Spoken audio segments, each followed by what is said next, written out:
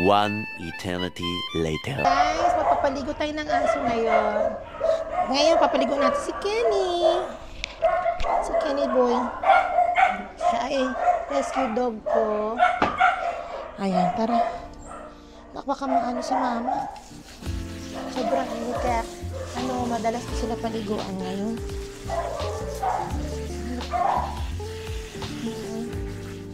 Ayan, mga 3 times a day sila. 3 times a week. Depende sa sobrang init na yan. Sila pinapaliguan. Ngayon, paliguan natin. Dogs 10 o'clock na. Dumating na yung ating order. Kasi kaya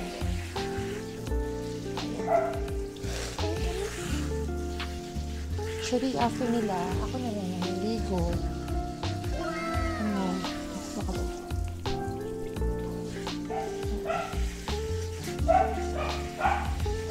Ito, rescue dog ko to si Kenny.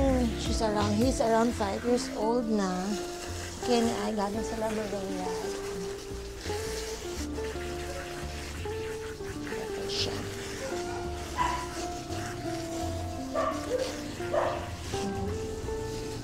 Bago anak. Kita ka sa kanila.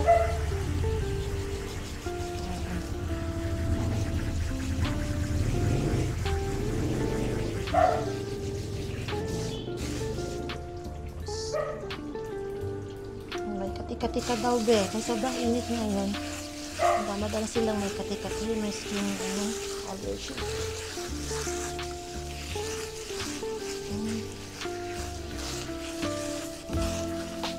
Banding na rin namin itong kapaligo ako ng dogs. Banding na rin namin yan. Dito ko sila pinapaliguan sa garahe kasi water. Linis na rin ang garahe. Ganyan. Sabon tayo. Antay ni. Kati-kati.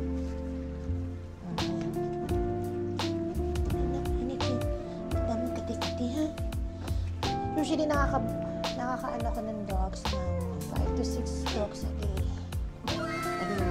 Depende.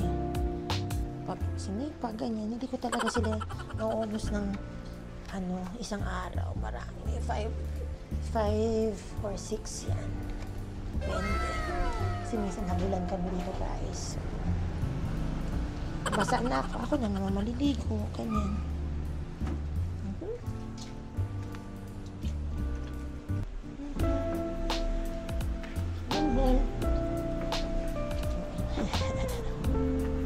Si Kenny boy. Wala na rin namin ito ni Kenny boy. Ito na. Usually, pag nakuha ko ng orders ko, or kung meron akong online na orders, or mga parcel, bago ko sila, pag dumating naman ngayon, pinapasok ko na paligo kasi mahirap yung momento na paliguan mo tapos may dadating merong kakatok tapos dire-diretso.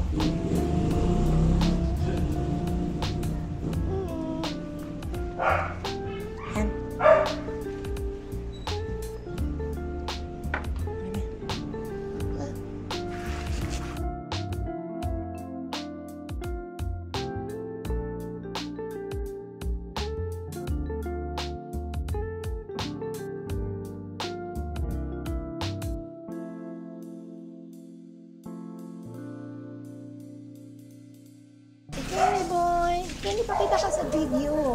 Kenny boy.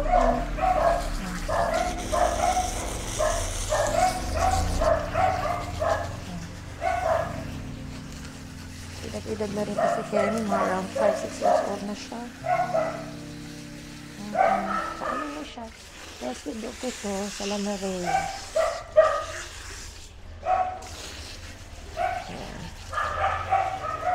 Napakapon ko na rin siya. Ayan. Kasi,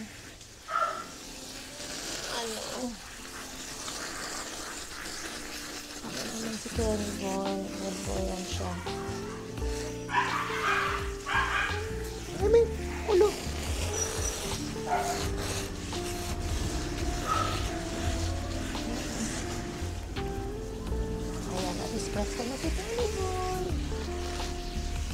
Bagel po siya, bagel.